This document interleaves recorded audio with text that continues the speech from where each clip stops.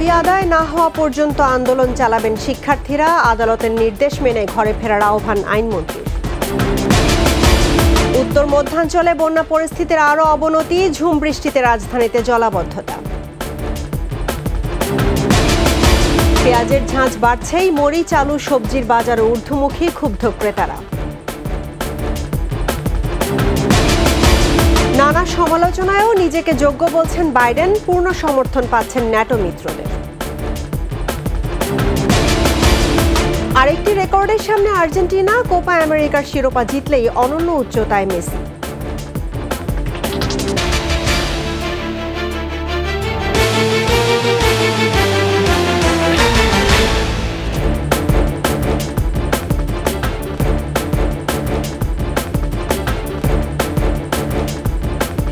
শুনছিলেন first security ইসলামী bank PLC সংবাদ শিরোনাম। আমন্ত্রণ রাত 11টার 21 সংবাদে। আপনাদের সঙ্গে আছি রাহনুমা রাহি। দর্শক, 21 টেলিভিশনের সংবাদ একই সাথে সরাসরি দেখতে পাবেন আমাদের ফেসবুক পেজ www.facebook.com/2124 অনলাইনে।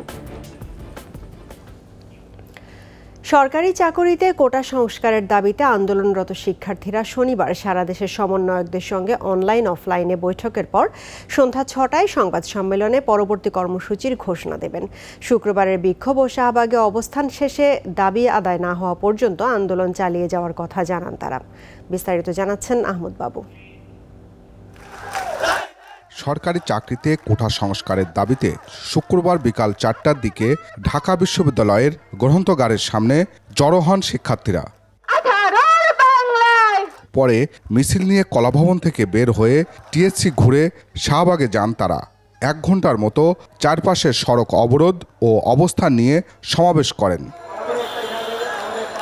শিক্ষার্থীরা বলছেন, দাবি আদায় না হওয়া পর্যন্ত আন্দোলন চলবে।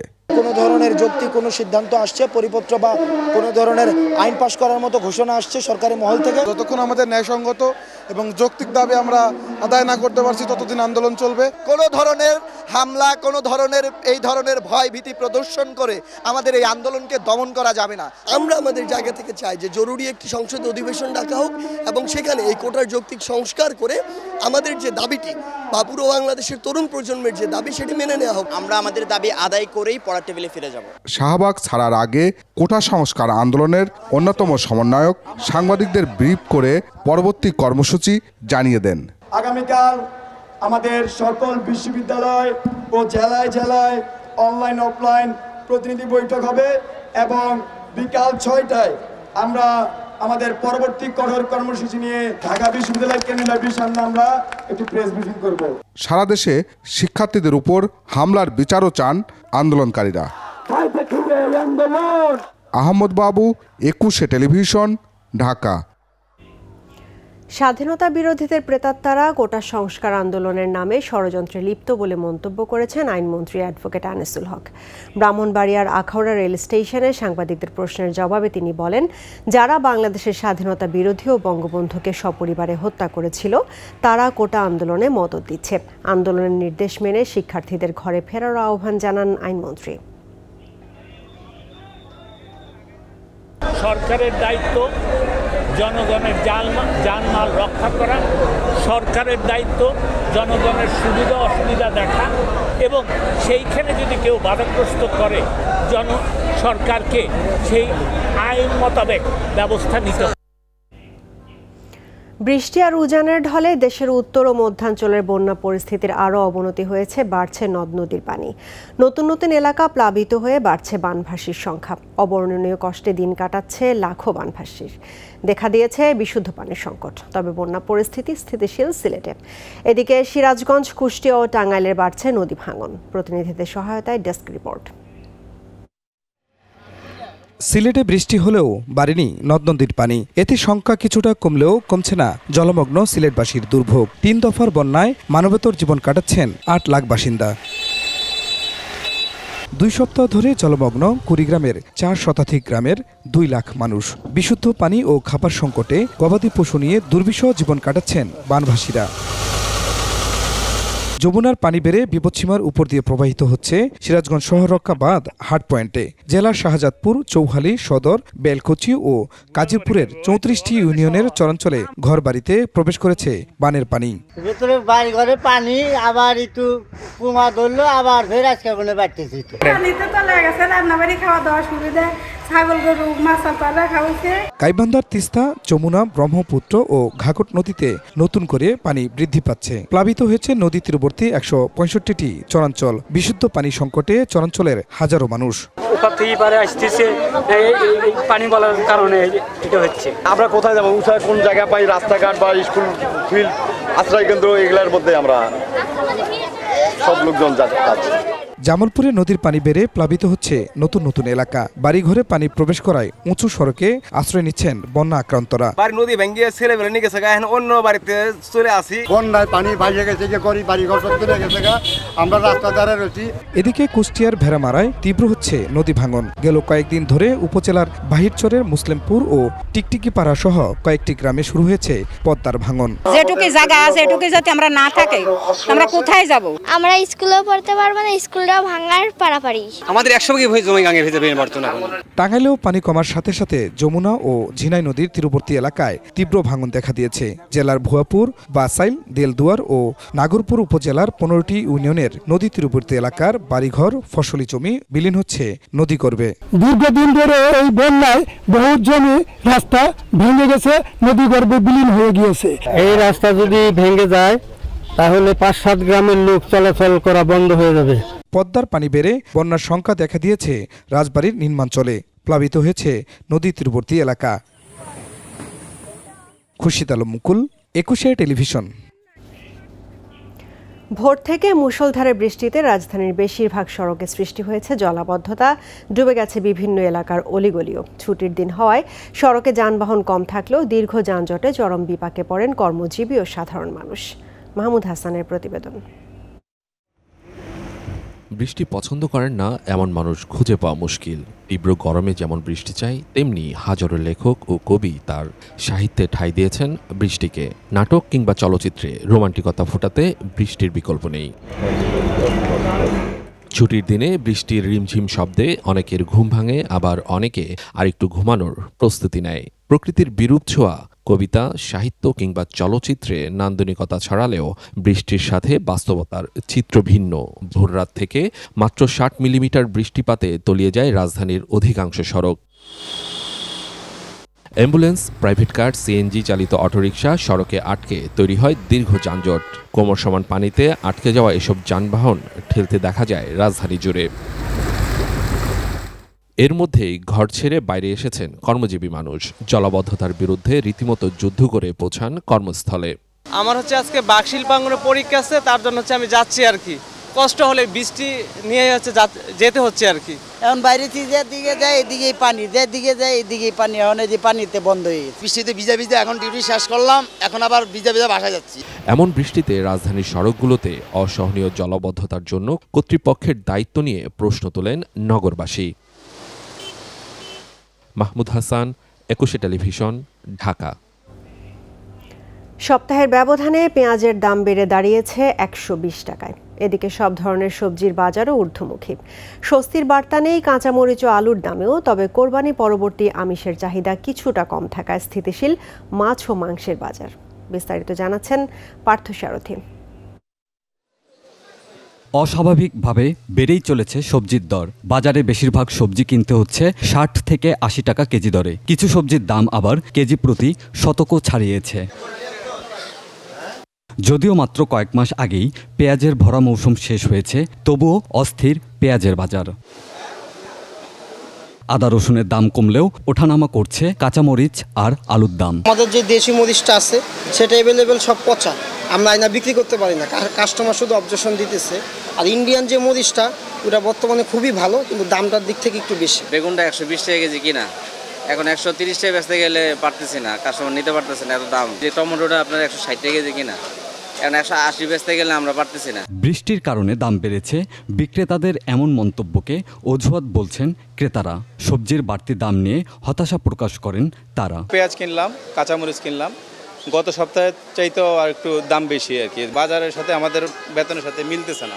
এদিকে মাছ মাংসের বাজার তুলনামূলক অনেকটাই স্থিতিশীল। প্রতি কেজি ব্রয়লার বিক্রি হচ্ছে 170 থেকে 180 টাকা, সোনালী জাতের মুরগি কেজি প্রতি 300 থেকে 320 টাকা। আমদানি প্রচুর ছিল, ফ্রিজ ভরা গরুর মাংস ছিল, মানুষজন কেনাকাটা কম করছে, এখন আবার একটু খালি টালি হয়েছে, এই জন্য মুরগির দাম বাড়তে পারে, আমদানি অনেক কমে গেছে। গরুর মাংস বিক্রি হচ্ছে 750 থেকে 780, আর খাসি কেজি প্রতি 1200 টাকা। এদিকে ডিমের দাম ডজনে কমেছে অন্তত 10 থেকে 15 টাকা। উৎপাদন স্বাভাবিক থাকে, আমার মনে হয় বাজার কমবে। ডজন 140 টাকা লাল ডিম, সাদা ডিম 135 টাকা ডজন, খুচরা 48 টাকা, সাদারা 46 টাকা। বাজার তদারকিতে যথাযথ পদক্ষেপের দাবি সাধারণ মানুষের। পার্থসারথী, 21 টেলিভিশন, ঢাকা। আরও একটি ফাইনাল, আরও একটি রেকর্ড গড়ার হাতছানি। আমেরিকান শ্রেষ্ঠত্বের লড়াইয়ে জিতলে স্পেনের পর প্রথম কোনো দল হিসেবে টানা 3টি মেজর ট্রফি জয়ের রেকর্ড গড়বে আর্জেন্টিনা। জাতীয় দলের জার্সিতে সব প্রতিযোগিতা মিলিয়ে 10ম ফাইনাল ম্যাচে মাঠে নামবেন লিওনেল মেসি। আকাশুজ্জামানের রিপোর্ট। রোজারিওর সেই ছোট্ট বালক, ফুটবলই যার ধ্যান জ্ঞান, সেই ছোট্ট মেসিকে দেখেই আঁচ করেছিলেন অনেকে তিনিই হবেন এই প্রজন্মের ফুটবলের রাজা। প্রথম থেকে ক্লাব জার্সিতে মেসি ছিলেন অনন্য, গোলের পর গোল, রেকর্ডের পর রেকর্ড। 2005 সালের অনূর্ধ্ব-20 বিশ্বকাপ জিতে দেশের মানুষকে বড় স্বপ্ন দেখাতে শুরু করেন মেসি। বয়স ভিত্তিকের গঞ্জি পেরিয়ে মূল দলে এসেও দুর্দান্ত ছিলেন মেসি। তবে 2006 ও 10 সালের বিশ্বকাপে দলকে ভালো কিছু দিতে পারেননি লিও। দলের দায়িত্ব চলে আসে মেসির কাঁধেই, হাতে ওঠে অধিনায়কের আর্মব্যান্ড। 2014 সালের বিশ্বকাপে দল ওঠে ফাইনালে, তবে জার্মানির কাছে আবারও ধরা। বিশ্বজয়ের খুব কাছে গিয়েও ব্যর্থ। টানা 2টি কোপা আমেরিকার ফাইনালেও আর্জেন্টিনার হার, রাগে ক্ষোভে অবসর নেন মেসি। তবে আবারও ফিরলেন ভক্তদের ভালোবাসা ও দলের টানে। 2018 সালের বিশ্বকাপে ব্যর্থ হলেও হাল ছাড়েননি লিও। 21-এর কোপায় ছিঁড়ল ভাগ্যের শিকে, 28 বছরের শিরোপা খরা ঘুষল। 22-এ এসে আরও অনন্য মেসি, ফিনালিসিমার পর বিশ্বকাপ, 36 বছর পর শিরোপার দেখা পেল আর্জেন্টিনা, বিশ্বসেরার ছোঁয়া পেল বিশ্বকাপ। চলতি কোপা আমেরিকায় দুর্দান্ত ছন্দে লিওনেল মেসির আর্জেন্টিনা, কোনো ম্যাচে না হেরেই এসেছে ফাইনালে, দাঁড়িয়ে আছে রেকর্ডের সামনে। ফুটবল ইতিহাসে একমাত্র দল হিসেবে টানা 3 ফাইনাল জয়ের রেকর্ড আছে স্পেনের। তাদের সেই রেকর্ডে ভাগ বসানোর শেষ ধাপে আলবিসেলেস্তেরা। এই ম্যাচটি ডিমারিয়ার জাতীয় দলের জার্সিতে শেষ দিন, হতে পারে মেসিরও। এমন দিনে এমন সুযোগ কি হাতছাড়া করতে চাইবে Argentina? Akashuzzaman, 21 television. Bangabandhu Sheikh Mujib medical বিশ্ববিদ্যালয় বিএসএমএমইউতে সব মিলিয়ে আইসিইউ বেড রয়েছে 129টি, যার মধ্যে নষ্ট এবং ব্যবহারের অভাবে পড়ে আছে প্রায় 60টি আইসিইউ। রয়েছে প্রশিক্ষিত জনবল ঘাটতিও। এমন অবস্থায় জীবন মৃত্যু সন্ধিক্ষণে আইসিইউ সেবা থেকে বঞ্চিত হচ্ছেন রোগীরা। এসব নিয়ে 21 স্পেশালে দীপু শিকদারের 2 পর্বের প্রতিবেদনে আজ দেখুন প্রথম পর্ব। ক্যামেরায় ছিলেন ফারুক হোসেন তানভীর।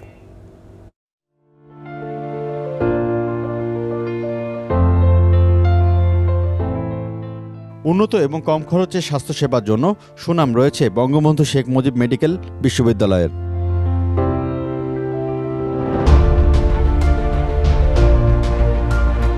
যে কারণে রাজধানী ছাড়াও দেশের বিভিন্ন প্রান্ত থেকে ছুটে আসছেন সেবার প্রত্যাশীরা।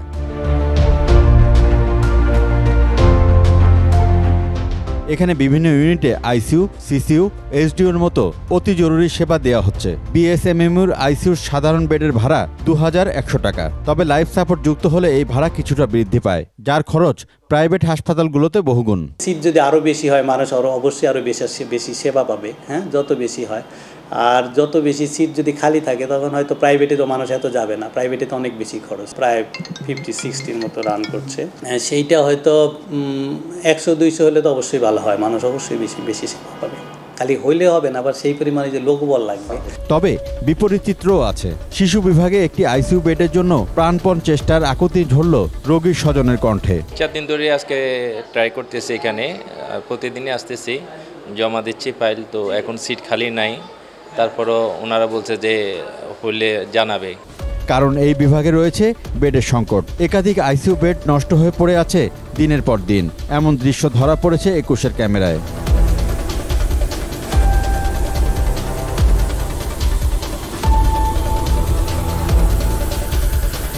দিনে দিনে রোগীর চাপ বাড়লেও নবজাতকদের ইউনিটটির সম্প্রসারণে রয়েছে ধীরগতি। ডেভেলপমেন্ট পার্টনার যে পলিসি যেটা থাকে ওনারা শুরু করে দেন, শুরু করে দেওয়ার পরে তখন যে অথরিটি ওদের উপর দায়িত্বটা দিয়ে দেন। সে পরে যেমন আমরা বিএসএমের কথা যদি বলি, ইউনিসেফ দিল, এরপর কিন্তু বিএসএম অথরিটি জিনিসটা টেক ওভার করবে। তো এরপর থেকে আমাদের আসলে ইকুইপমেন্টগুলো নষ্ট হলো, নষ্ট হওয়ার পর আমরা অথরিটির সাথে কথা বলেছি, অথরিটি ওনারা শুরু করেছেন যে ওনারা একটু পারচেস করে দেবেন, স্পেশালি প্রিমেচুর বেবির জন্য। ওদের রেডিয়েন্ট ওয়ার্মার তাপমাত্রা মেনটেন করে ওটা নাই, আমাদের 20টা নাই। আমাদের যদি আমরা সিপ্যাপ মেশিন বলি, অক্সিজেন সাপোর্ট দিয়ে বিষয়টা, সেই মেশিনগুলো 20টা নাই। তো সেক্ষেত্রে যদিও আমাদের আইসিইউ 20টা বেড আছে, কিন্তু 20টা বেড কিন্তু 20টা একদম নিজের মতো করে চলার মতো টেবো নাই। সব ছাপিয়ে দ্রুত সমস্যা সমাধানে আন্তরিকভাবে কাজ করা হচ্ছে বলছেন প্রতিষ্ঠানটির কর্তা ব্যক্তিরা। মেশিনের লাইফ বলে একটা কথা আছে, নষ্ট হয়তো অনেকগুলো একসঙ্গে নষ্ট হয়েছে। তারপর আপনার ধরেন পিআইসিইউ, পেডিয়াট্রিক আইসিইউ, সেটা কিন্তু চালু করা যায়নি, এখন হয়তো আমরা চালু করে ফেলবো। সেটার জন্য দরকার ছিল উদ্যোগ এবং প্রশিক্ষণ, সেটা আমরা হাতে নিয়েছি। এবং এইচডিউ যেটা উইনিংয়ের জন্য লাগে, এইচডিউ কিন্তু চালু করে দিয়েছে। এর জন্য শুধু যে চিকিৎসক প্রশিক্ষণ তা না, প্রশিক্ষণপ্রাপ্ত নার্স সেটারও দরকার হয়, তাদেরকেও আমরা প্রশিক্ষণের ব্যবস্থা করেছি এবং সেগুলো পেলে আমরা হয়তো বা সবগুলোই সচল করতে পারবো। আগামীতে এখানে সেবার মানে আরও বেশি গতি বাড়বে বলে প্রত্যাশা কর্তৃপক্ষের। আলাদা আলাদা দায়িত্ব, সেগুলো সম্পূর্ণভাবে সচল করতে সক্ষম হবে। দীপু শিকদার, ২১ টেলিভিশন, ঢাকা। 10 বছর ধরে পড়ে থাকা সিরাজগঞ্জের সয়দাবাদ এনায়েতপুর 20 কিলোমিটার বাইলেন সড়কের পালে হাওয়া লেগেছে। যুক্ত হতে যাচ্ছে সয়দাবাদ এনায়েতপুর হয়ে পাবনার মাধবপুর পর্যন্ত 90 কিলোমিটার মহাসড়ক প্রকল্পের সাথে। এর ফলে ঢাকার সাথে পাবনার দূরত্ব কমবে প্রায় 40 কিলোমিটার। সিরাজগঞ্জ প্রতিনিধি স্বপন মির্জার তথ্যচিত্রে সমর ইসলামের ডেস্ক রিপোর্ট। তাঁত সমৃদ্ধ এনায়েতপুর, বেলকুচি ও শাহজাদপুর উপজেলার প্রায় 15 লাখ মানুষের যাতায়াতের সুবিধার্থে 32 কোটি টাকা খরচে বিকল্প বাইলেন সড়কটি নির্মাণ হয় 2014 সালে। নির্মাণের পরপরই পাথর ও খোয়া উঠে বড় বড় গর্তের সৃষ্টি হয়। দীর্ঘ 10 বছর ধরে অকেজো হয়ে আছে সড়কটি। রাস্তার উপর বিভিন্ন জায়গায় গাড়ি, ইট এবং গোবর ভাঙ্গা বিভিন্ন কিছু এই রাস্তা অকেজো পড়ে হয়েছে, রাস্তা ব্যবহারের অযোগ্য পড়ে আছে। রাস্তা হয়েছে রাস্তার লোকই চলে না, রাস্তা তো একবারে ভাঙ্গা চুলে একেবারে লন্ড ভন্ড হয়ে গেছে, হাঁটা যায় না। আর ঝড় তুফান বৃষ্টি বাদলের টাইমে তো আরো সমস্যা। দুর্ভোগ নিয়ে যাতায়াত করতে হচ্ছে 3টি পাইকারি তাঁত কাপড়ের হাট ও খাজা ইউনুস আলী মেডিকেল কলেজে। ফুটপাতের অবৈধ দোকানপাট, বিভিন্ন সমস্যার কারণে মানুষজনের চলাফেরা করা অনেক কষ্ট। রাস্তা বড় না করে তাহলে এই রাস্তায় মানুষজন চলাচলা করে, একটা রোগী আইসে একটা অ্যাম্বুলেন্স যদি যাতায়াত করবার নয়, রোগীর রাস্তায় মারা যায়। সয়দাবাদ এনায়েতপুর হয়ে পাবনার মাধবপুর পর্যন্ত 90 কিলোমিটার মহাসড়ক প্রকল্পে যুক্ত করা হচ্ছে সড়কটিকে। এর ফলে ঢাকার সাথে পাবনার দূরত্ব কমার পাশাপাশি এই অঞ্চলে যোগাযোগ ব্যবস্থায় বৈপ্লবিক পরিবর্তন আসবে। তো এই পথে দেখা যাচ্ছে প্রতিনিয়ত যানজট, দুর্ঘটনা এবং দূরত্ব অনেক বেশি।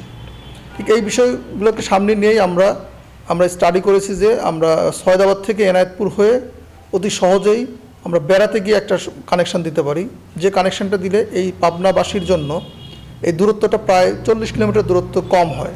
জনস্বার্থ বিবেচনায় শিগগিরই মহাপরিকল্পনাটি বাস্তবায়ন সহ সড়কটি 4 লেন করার দাবি সিরাজগঞ্জবাসীর। সমর ইসলাম, 21 টেলিভিশন। বাজেটে অসহায় মানুষদের সামাজিক নিরাপত্তা বলয়ের আওতায় আনতে এবারও সামাজিক সুরক্ষা খাতে বেশি অর্থ বরাদ্দ দেওয়া হয়েছে বলে মন্তব্য করেছেন অর্থ প্রতিমন্ত্রী ওয়াসিকা আয়েশা খান। চট্টগ্রাম সার্কিট হাউসে জেলা সমাজসেবা অধিদপ্তরের উদ্যোগে ক্যান্সার সহ জটিল রোগে আক্রান্তদের মধ্যে আর্থিক সহায়তার চেক বিতরণ অনুষ্ঠানে তিনি বলেন, প্রধানমন্ত্রী শেখ হাসিনা রাষ্ট্র ক্ষমতায় আছেন বলেই সাধারণ মানুষ সামাজিক সুরক্ষার আওতায় এসেছে। শেখ হাসিনার এই কার্যক্রম বিশ্বের রোল মডেল বলেও মন্তব্য করেন প্রতিমন্ত্রী।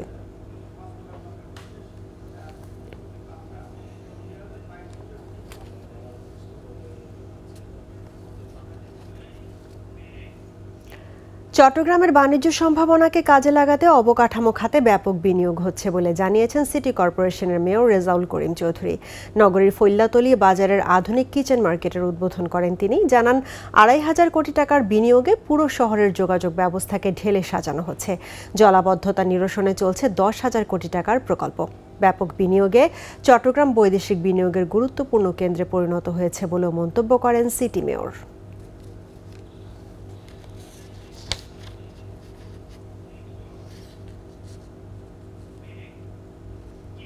এবার নিয়মিত আয়োজন জনদুর্ভোগ।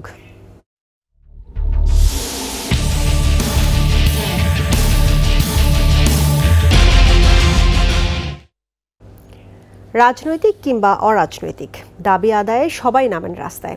যান চলাচল বন্ধ হয়ে সাধারণ মানুষ পড়েন অসহনীয় ভোগান্তিতে। পাশাপাশি চাকা না ঘোরায় পরিবহন খাতের সাথে সংশ্লিষ্ট নিম্ন আয়ের মানুষের আয়ও কমে যায়। এই সংস্কৃতির পরিবর্তন চায় সাধারণ মানুষ। মাহমুদ হাসানের প্রতিবেদন।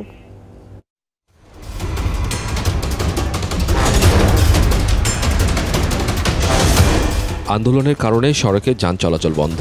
ঘন্টার পর ঘন্টা একই জায়গায় গাড়ি নিয়ে দাঁড়িয়ে থাকতে হচ্ছে সাধারণ মানুষকে। কখন যান চলাচল শুরু হবে তার জন্য অপেক্ষা করতে হবে আন্দোলনকারীদের ইশারার। ট্রাফিক পুলিশও নিশ্চুপ। অতি জরুরি থাকায় কেউ কেউ বাধ্য হয়ে হেঁটে গন্তব্যে যাওয়ার চেষ্টা করেন। রোদ বৃষ্টি মাথায় নিয়ে কত মাইলই বা হাঁটা যায়। নারী, বয়স্ক শিশুদের জন্য তো এই ভোগান্তি আরও অসহনীয়। তো 1 ঘন্টা থেকে আছে, আমি বাসায় যাব, আমার মেয়ের স্কুল আছে, আমি তাকে যাইতেও পারতেছি না, নিতেও পারতেছি না। Bashundhara city delivery. মাথা নিয়ে যাচ্ছেন কেন? এখন তো এখান থেকে গাড়ি যাবে না। 3-4টা নিয়ে হেঁটে আসছি, আমি যাব প্রধানমন্ত্রী কার্যালয়ে, কিছু পাচ্ছি না, কিন্তু আমার খুব প্রচন্ড কষ্ট হচ্ছে। শাহবাগ থেকে যাব সংসদ ভবনের ওইদিকে, কিন্তু বাচ্চা নিয়ে তোর গাড়িও পায় না, খুব কষ্ট হইতেছে রাস্তার মধ্যে। রাস্তার যে অবস্থা, অবরোধের কারণে এখন বাচ্চা প্রায় 2টা অফিস যাইতে পারলাম না, রাস্তার মধ্যে ভোগান্তির মধ্যে আছি। অফিস শেষ করে সারাদিনের ক্লান্তি নিয়ে যারা বের হন তারাও পড়েন বিপাকে। কর্মসূচিতে থাকা অবরুদ্ধ সড়ক মুক্তি পেলেও নতুন করে স্থবির হয়ে পড়ে যানজটে। আটকা পড়ে রোগী নিয়ে হাসপাতালমুখী অ্যাম্বুলেন্স। সাধারণ মানুষ আটকায় রাখা যাবে, এতে তো সলিউশন হচ্ছে না। হবে সলিউশন? এতে কখনো সলিউশন হবে না। প্রয়োজনে সচিবালয় আটকাক, প্রাইম মিনিস্টারের অফিসে আটকাক, হাইকোর্ট আটকাক, ওইটা আটকালে সলিউশন হবে। রাস্তায় আটকাইলে আমরা সাধারণ মানুষ বসে থাকবো। তারা চাচ্ছে সরকারকে জানাইতে, তা সরকারকে জানাইতে যদি যখন সরকারের প্রতিনিধি বা কর্মকর্তা কর্মচারী মুভমেন্ট করে তখন রাস্তা ব্লক করুক, আটকাক, তাদের কাছে তাদের মতামত পেশ করুক। আন্দোলন করতেছেন করেন, সরকারের সাথে বসেন, সরকারেরও একটা ডিসিশন নেওয়া উচিত। সড়ক বন্ধ হলে গণপরিবহন খাতের নিম্ন আয়ের মানুষরাও পড়েন দুর্ভোগে। এখন যাত্রী নাই, এখন তেলের টাকা হবে না, যাত্রী নেমে গেছে সব। আমি মহাজনদের কি হিসাব দিব? এখন কখন ছাড়বে, কখন টিপ মারবো, কখন টাকা দিব? আমরা তো আজকে বেতনই পাবো না। জনভোগান্তির সৃষ্টি হয় এমন সব কর্মসূচি এড়িয়ে চলার আহ্বান সাধারণ মানুষের। মাহমুদ হাসান, 21 টেলিভিশন, ঢাকা। 2 দফায় প্রকল্পের মেয়াদের সঙ্গে ব্যয় বাড়িয়েও শেষ হয়নি নির্মাণ কাজ। ফলে এক যুগেও পরিপূর্ণভাবে চালু হয়নি কুষ্টিয়া মেডিকেল কলেজ হাসপাতাল। নষ্ট হচ্ছে অলস পড়ে থাকা চিকিৎসার দামি যন্ত্রপাতি। আধুনিক চিকিৎসা সেবা বঞ্চিত লাখো মানুষ। কুষ্টিয়া প্রতিনিধি জহুরুল ইসলামের প্রতিবেদন নিয়ে ডেস্ক রিপোর্ট। 2012 সালে শহরের কালীশঙ্করপুরে 20 একর জায়গায় শুরু হয় কুষ্টিয়া মেডিকেল কলেজ ও হাসপাতাল নির্মাণ কাজ। 2016 সালে নির্ধারিত সময়ে শেষ না হওয়ায় কাজের মেয়াদ বাড়ানো হয় 2019 সাল পর্যন্ত। নির্মাণ ব্যয় 275 কোটি টাকা থেকে বাড়িয়ে 611 কোটি টাকা করেও শেষ হয়নি কাজ। দ্বিতীয় দফায় মেয়াদ বাড়ে 2021 সালের অক্টোবর পর্যন্ত। ব্যয় বেড়ে দাঁড়ায় 682 কোটি টাকায়। তারপরও নির্মাণ শেষ করে চালু হয়নি কাজ। আমি আসলামই হলো মেলা বেলা হলে, এখন বলছে যে বেড নাই, এখানে আপাতত থাকেন। মেশিনপত্র এখানে হলে ভালো হয়, কম টাকায় হলে তো আমরা গরিব মানুষ, একদমই গরিব। এরই মধ্যে দুর্নীতিসহ নানা অনিয়মে 2018 সালে নির্মাণ কাজ বন্ধ থাকে। অভিযান চালানো সহ যন্ত্রপাতি কেনায় অনিয়মের অভিযোগ খতিয়ে দেখছে দুর্নীতি দমন কমিশন। আমরা অভিযানে গেছিলাম, এটুকু সত্য, এরপরে বাকি বলা সুযোগ নাই। এদিকে হাসপাতালের পূর্ণাঙ্গ কার্যক্রম দ্রুতই শুরু হবে জানিয়ে প্রকল্প পরিচালকের দাবি, যন্ত্রপাতি কেনায় অনিয়ম হয়নি। নিউএনটিসি যারা হচ্ছে আমাদের মেডিকেল ইকুইপমেন্টের এক্সপার্ট আছে, ইঞ্জিনিয়ার, তারাই এটা যাচাই বাছাই করে, তাদের এখানে নিম্নমান বলার কোনো সুযোগ নেই। সবকিছুর অবসান ঘটিয়ে দ্রুত হাসপাতাল চালুর দাবি কুষ্টিয়াবাসীর। খুরশিদ আলম মুকুল, 21 টেলিভিশন। এ পর্যায়ে বাণিজ্য সংবাদ।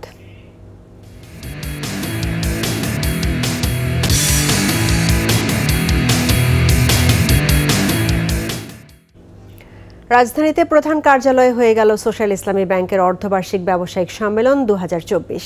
সম্মেলনে প্রধান অতিথি ছিলেন ব্যাংকের ব্যবস্থাপনা পরিচালক ও প্রধান নির্বাহী জাফর আলম। উপব্যবস্থাপনা পরিচালক মোহাম্মদ ফোরকানুল্লাহ সভাপতিত্বে সম্মেলনে ছিলেন উপব্যবস্থাপনা পরিচালক আব্দুল হান্নান খান, মোহাম্মদ হাবিবুর রহমান সহ বিভাগীয় প্রধান এবং ঊর্ধ্বতন নির্বাহীরা। সম্মেলনে ভার্চুয়াল প্ল্যাটফর্মে অংশ নেন দেশ জুড়ে থাকা 179টি শাখার ব্যবস্থাপক ও 236টি উপশাখার ইনচার্জ সহ অন্য কর্মকর্তারা। সম্মেলনে 2024 সালের প্রথম 6 মাসের ব্যাংকের ব্যবসায়িক পরিস্থিতি পর্যালোচনা এবং জুলাই থেকে ডিসেম্বর এই 6 মাসে ব্যবসায়িক লক্ষ্যমাত্রা অর্জনের কর্মকৌশল ও বাস্তবায়ন নিয়ে আলোচনা হয়।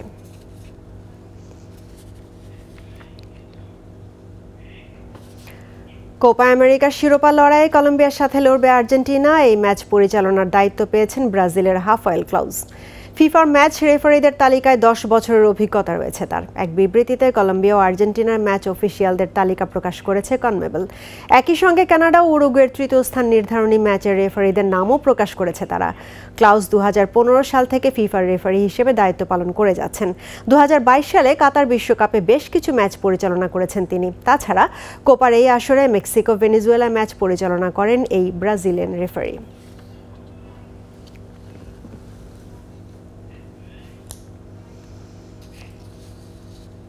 শেষ করছি রাত 11টার 21 সংবাদ। তবে যাবার আগে ফার্স্ট সিকিউরিটি ইসলামী ব্যাংক পিএলসি সংবাদ শিরোনামগুলো জানাবো আরও একবার। দাবি আদায় না হওয়া পর্যন্ত আন্দোলন চালাবেন শিক্ষার্থীরা। আদালতের নির্দেশ মেনে ঘরে ফেরার আহ্বান আইনমন্ত্রীর। উত্তর মধ্যাঞ্চলে বন্যা পরিস্থিতির আরও অবনতি, ঝুম বৃষ্টিতে রাজধানীতে জলাবদ্ধতা। পেঁয়াজের ঝাঁঝ বাড়ছেই, মরিচ আলু সবজির বাজারও ঊর্ধ্বমুখী, ক্ষুব্ধ ক্রেতারা। নানা সমালোচনায়ও নিজেকে যোগ্য বলছেন বাইডেন, পূর্ণ সমর্থন পাচ্ছেন ন্যাটো মিত্রদের। আরেকটি রেকর্ডের সামনে আর্জেন্টিনা, কোপা আমেরিকার শিরোপা জিতলেই অনন্য উচ্চতায় মেসি।